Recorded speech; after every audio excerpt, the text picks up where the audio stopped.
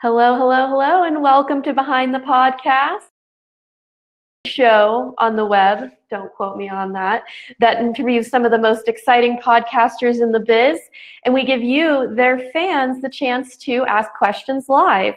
As you can see, we're live here on Facebook, YouTube, and Twitter, and of course, Get Vocal. And the only way to get the full Behind the Podcast experience is to join us over here on Get Vocal. So click that broadcast link and come on over. We're anxiously awaiting you.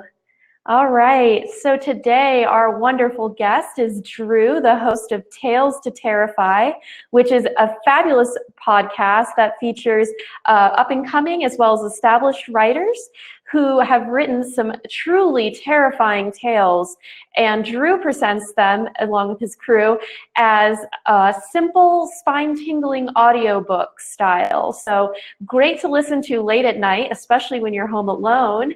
And without further ado, let's bring Drew up. Hey. Hey there, Drew. How you doing? How are you doing? How's the weather over there in the Great North? The snow that we've dealt with for the last days is finally gone. So let's keep it that way for a little bit.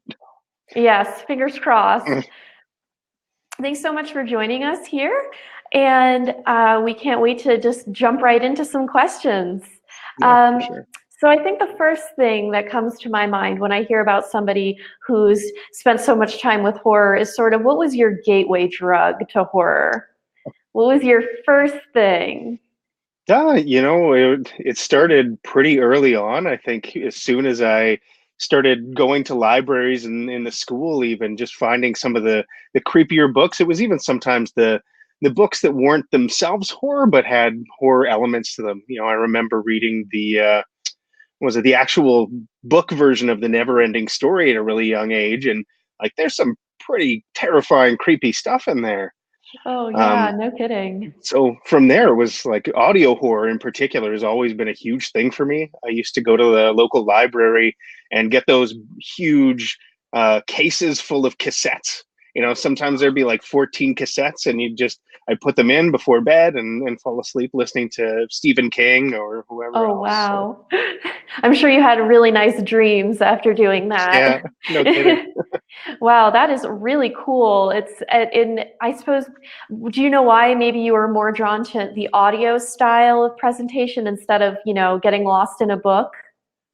I always read a lot as a young kid as well, but something about audio, you can do other things while you're doing it. You can just lie in bed with all of the lights off. I find especially for horror, having a lot of lights on kind of ruins the atmosphere, ruins the mood. So yeah, it takes you out of it a little. Yeah, exactly. So I always thought that horror and audio were a really good fit. Oh yeah, I never even thought of that angle of, you want to be in the dark and you want it to be spooky and atmospheric, just like, well, maybe when I watch a horror movie, I might leave the lights on, but maybe people who are less faint of heart might turn them off. Yeah, for sure. Well, that's really interesting. I guess my next question is, so since we know why that you are so drawn to the audiobook style, what do you think keeps your listeners each week coming back for another terrifying tale?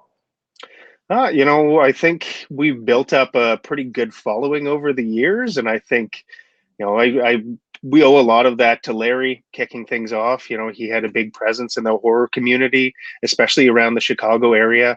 And then when Stephen took that on, just the sheer, I think, passion and commitment to the project that everybody who's worked on it brings, it really comes through in the production. And year after year, I think we've grown in terms of the kind of horror that we're producing, and we've had a pretty broad range of different authors on there as well to keep things interesting, to mix things up quite a bit. So yeah, it's never the same thing twice. It's so different every single episode, and I think that might be a huge part is it doesn't ever get stale because it's always a new writer, a new perspective, a new way of presenting horror. And with something like horror, there's so many different things that can be scary. Just like to your point, just reading the Never-Ending Story was enough to be really scary. And then just considering the different angles you can come at it from, it's quite interesting. Yeah, horror's a really interesting one too, I think, because it does transcend a lot of other genres. in a Oh way that you yeah. don't get with some of the other ones. You have fantasy horror, you have sci-fi horror, you have, crime horror. So yeah, there's a lot to draw Yeah, from. ranging from complete fantasy to, wow, that might actually be really able to happen. That's what Yeah, makes that so exactly. scary. So, for those of you who don't know, Tales to Terrify is totally volunteer run and is coming up on over 400 episodes at this point, which is really, really impressive. What keeps the crew so committed and so excited each week for for Tales to Terrify? We have had a lot of turnover over the years. I think fairly recently this year there was a bit of a shift, obviously in terms of ownership, and in terms of who has been running it. But I think what keeps pulling people to it, we get people volunteering all the time to be editors or slush readers. I think just because they just love what we do, and that passion for the genre and passion for how we produce things. Really, it's nice to be able to share that with other people. It feels really good to give back. I think a lot of us are really heavy consumers of the content, Yes. so it's nice to be able to share that, to make something ourselves for others. Oh yeah, that's such an interesting point to say. When you are in a genre or a lover of a particular genre, you just consume and consume, and you're like, just give me more. I just need more content. Yeah, But it's really kind of interesting to be on the other side of things. I'm sure you get fans who are just chomping at the bit for the next episode, and oh, if maybe if you took a hiatus, they were just, where are you? Oh my gosh, yeah. where's my Tales this week? I need it. I totally hear that. So in the chat, we have somebody asking, what are some common horror tropes you like or dislike? So I guess we could say, what are some ones that you actually like, that when you see them, they don't bother you? Um, what are some of the ones that I like? I think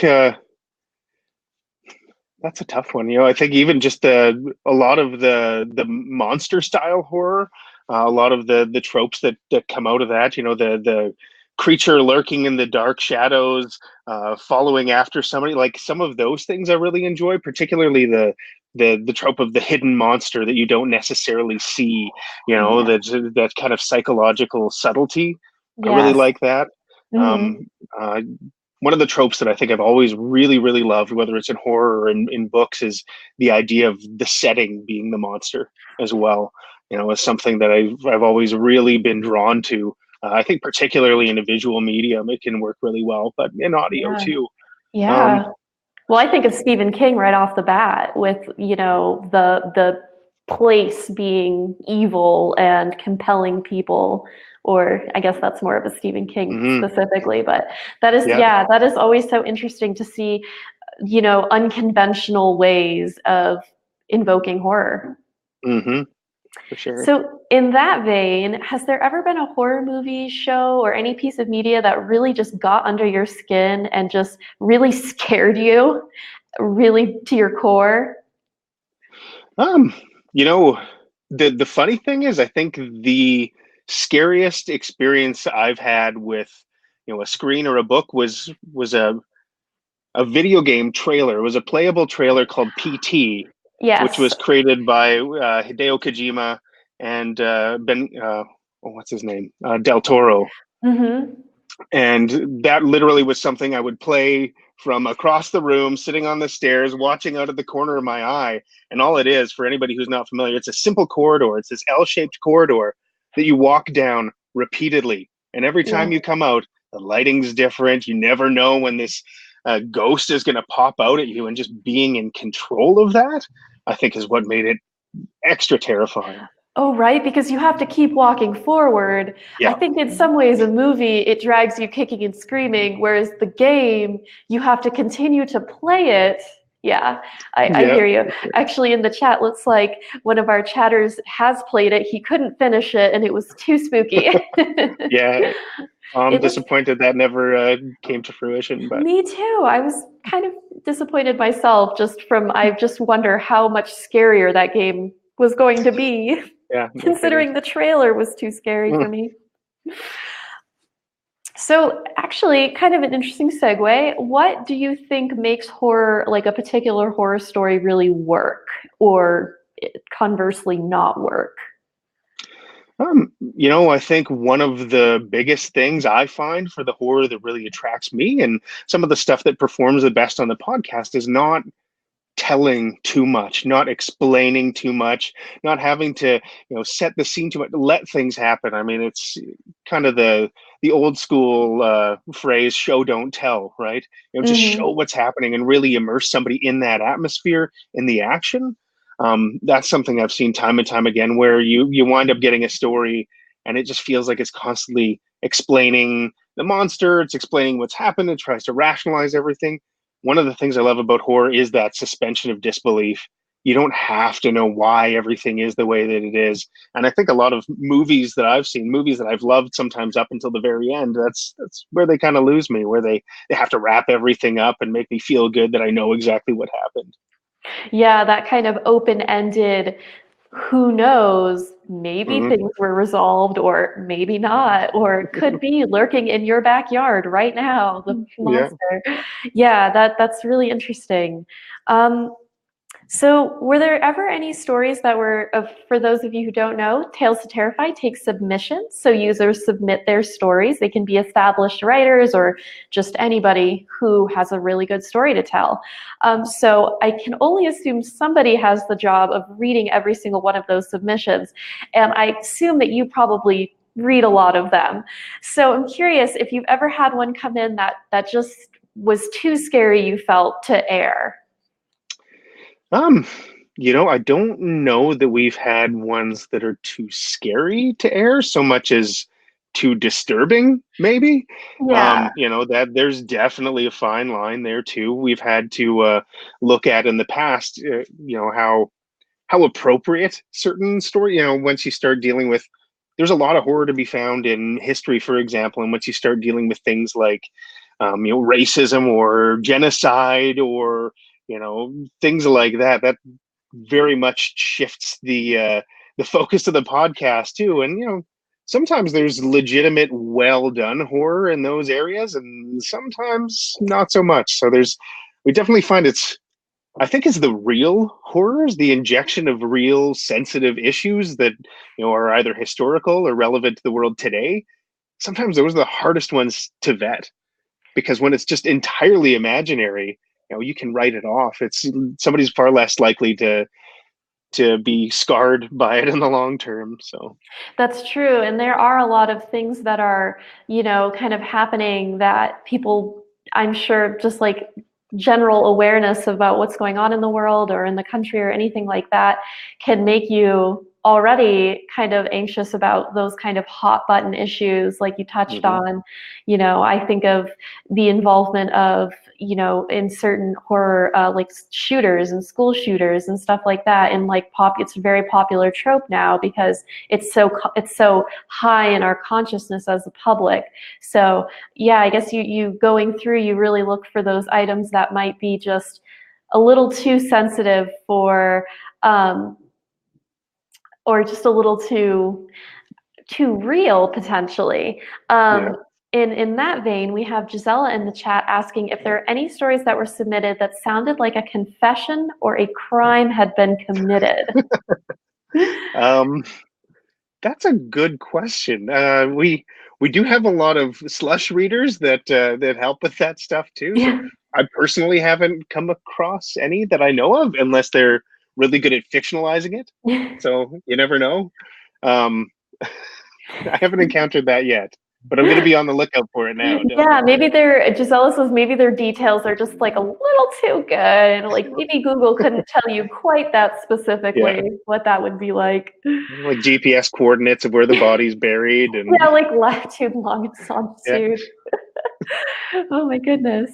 Um, so now that we know that, of course, people submit to Tales to Terrify, do you have any advice that you could give horror writers? I mean, we already kind of said that don't give too much away, kind of keep your cards close to your chest as long as you can. But what are some other like little bits of advice that you could give writers?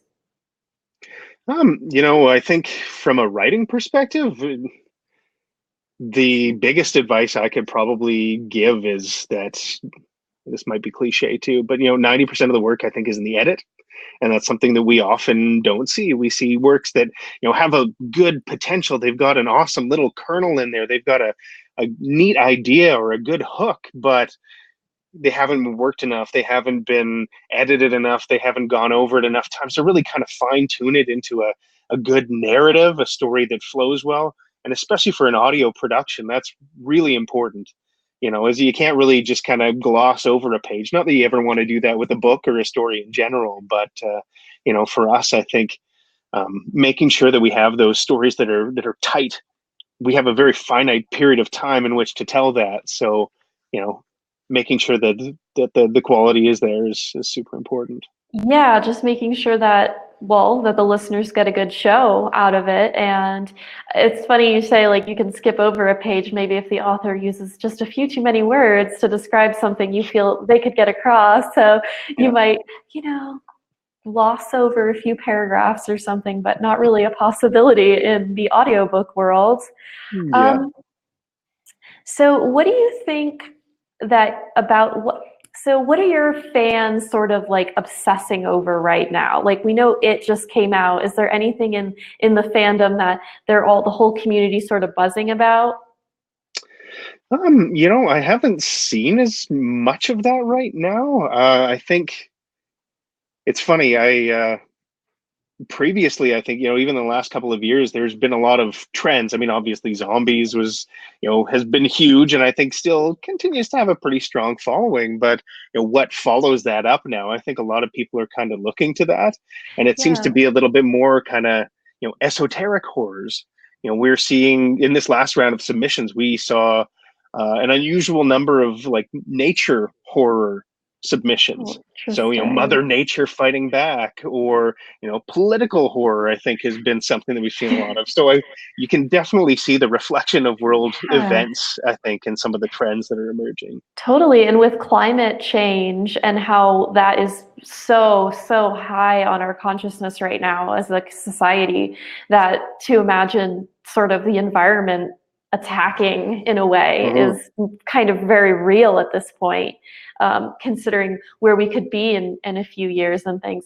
Like, that's so interesting. And it is kind of, I suppose maybe if you look back at what kinds of horror movies come out each year, you might notice that they follow sort of the same types of trends, like political horror and Mm-hmm. environmental horror. And then when we saw this huge influx of zombie horror, I wonder what we could like pinpoint that on potentially. Very Yeah, interesting. totally. So Tales to Terrify has been around for a while. Do you know if there has ever been a career launch, like maybe a book or a movie kind of spawned from an episode? I haven't heard of anything launched directly from an episode, but I do know there have been a few authors that we published early on in their careers who weren't really famous or successful at that point in time. I probably had a fairly decent following. A lot of those were kind of before my time. One that I can think of we published super early on was Jonathan Mayberry, who went on to be quite successful, with his Patient Zero and a number of other things as well. So Yeah. there have been a few of those for sure. We've managed to have quite a few decent, notable authors on there at various stages in their career. So Yeah, and I think the way that Tales to Terrify presents the audiobooks is probably really appealing to an author because it's very no frills. It's very much, here's your story and we're going to tell it. We're going to stay true to the story. So I appreciate it, the way that it stays so committed to the original source material, and you can tell that that's a big push. Like, there's like a reason to do it. So I'm kind of curious what you're reading right now, or what you're listening to, or like what media has got you all, obsessed. well, I just what was it, about 3 weeks ago, and I've been meaning to pick it up for literally years. Bought a copy of House of Leaves, Oh, which is, I wow. mean, one Yeah. of the most, I think, talked about, at least that I'm aware of, horror stories of all time. At Yes. least, from the modern generation, I suppose. I shouldn't include all the Maybe classic stuff. Frankenstein or something. Yeah, totally.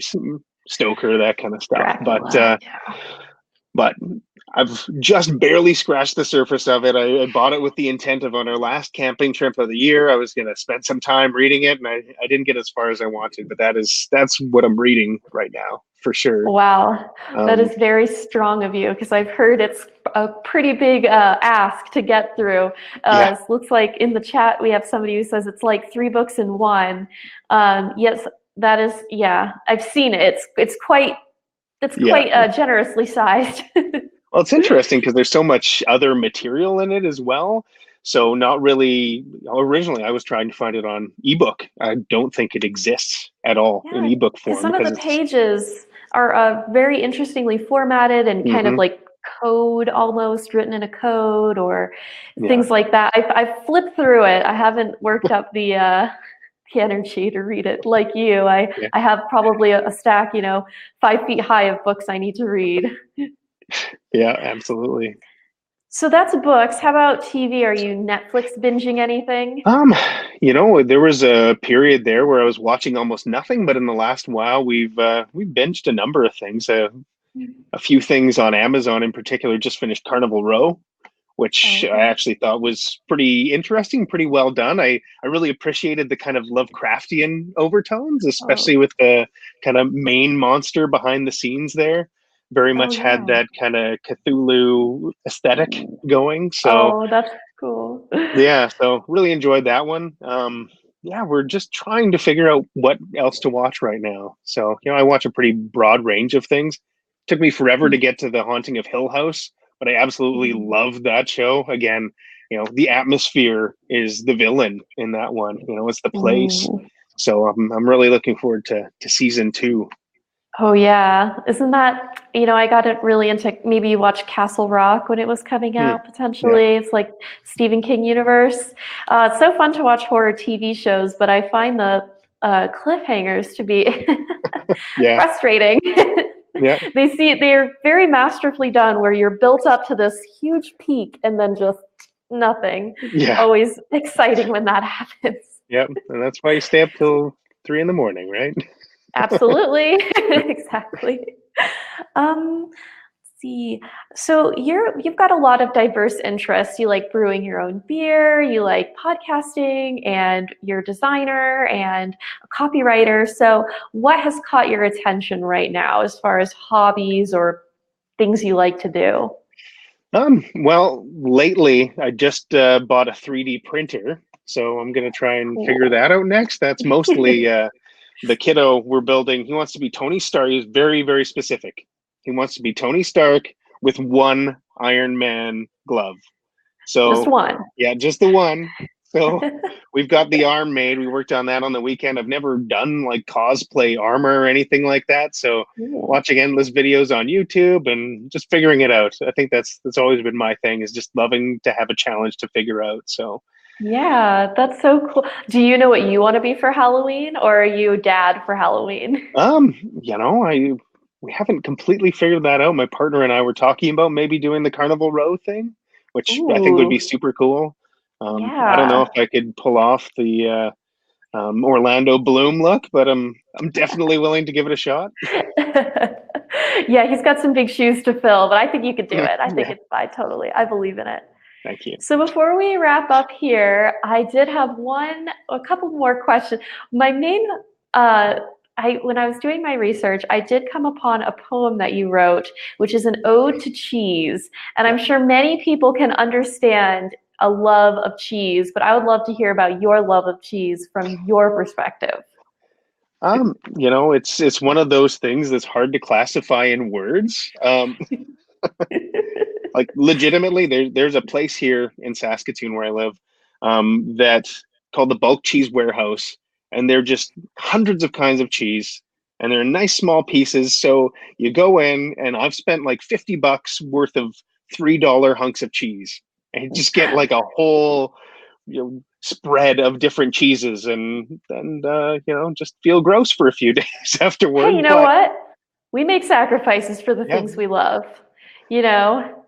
Well, Gisela says, I don't understand people who don't love cheese. I I don't don't know. get it Those either. people are a mystery, an enigma. Who knows? Aliens or androids or something. I don't know. Yeah, maybe they are the ones we need to watch out for. Maybe that Mm, should be the new Turing test. Do yeah, you no like kidding. cheese? We're gonna Yeah. get you. And right before we're done, I actually want to know if there's anything I should have asked you, but I did not. Um, I don't know that there's a whole lot that I can think of. Mhm. Um, Are there any maybe like organizations that Tales to Terrify is involved with that you want to like plug right now or let the audience know about some good causes? Maybe. our submissions platform Moksha supported Mhm. the climate action last week. I think that's something that we talked about as a group that we very strongly support, and that I think any of your horror writers associations, the main horror writers association, we definitely try and support them by showcasing the Stoker Awards and other things like that. Yeah. And of course, you support up and coming writers by Yeah, featuring them on your show. Well, yeah, that's for sure. all really great. I really appreciate your time coming out and chatting with us here on Behind the Podcast today. Yeah, thanks for having me. And it's been a pleasure. And I'm sure we're all anxiously awaiting the next episode of Tales to Terrify. Yeah, 401. Yeah, oh my goodness. Do you want to tell the folks at home when and where they can get at your wonderful show? Pretty much all podcatcher apps are able to have Tales to Terrify. We release usually around midnight on Thursday. If you're a Patreon supporter, you get it a bit early. So, $5 or more, you get that early. You get access to ad-free episodes. We have bonus content. Right now, we're running classic Dr. Jekyll and Mr. Hyde by Graham Mm-hmm. Dunlop is reading it, which he's amazing. He's did a fantastic job. So, if you're looking for a little extra horror in your life, that's a good way to get it. Always. Patreon.com/Tales to Terrify. All right, you guys, go become patrons Yeah, now. We're watching. All right, Drew, thanks so much. See you great. next time. Thanks very much for having me. Bye. Bye.